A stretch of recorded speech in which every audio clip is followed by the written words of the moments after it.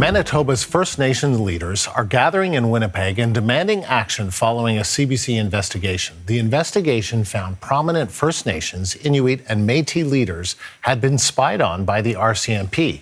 The so-called Native Extremism program took place between the late 1960s to the early 1980s. We get more from the CBC's Juanita Taylor in Winnipeg. The response from the RCMP's commissioner expressing sincere regret to a historical secret surveillance program on hundreds of Indigenous people and at least 30 political organizations by RCMP through wiretaps and paid informants is not enough for about a dozen First Nations leaders here in Winnipeg today. We're calling for full disclosure of all surveillance records, an independent public inquiry, public hearings so our people can speak and be heard, and clear assurances that this is not continuing under a different name. They've rejected the RCMP commissioner's statement that did not come with an apology. Today, they are uniting to demand further action from the federal government.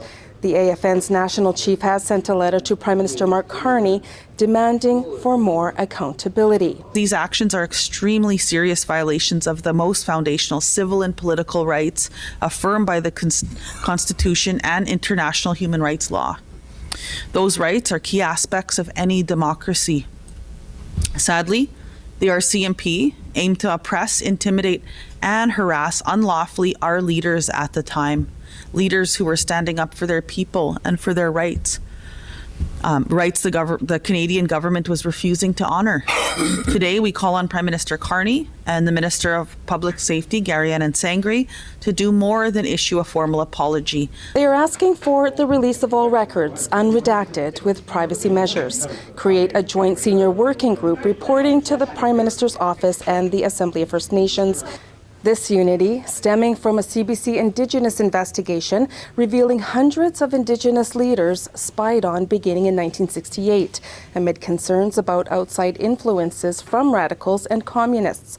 Nearly 6,000 pages of RCMP Security Service documents were obtained by CBC through access to information requests. Woodhouse-Nepanak also expressed she's concerned that the Carney government's focus on major development projects could put First Nations at risk of similar methods today.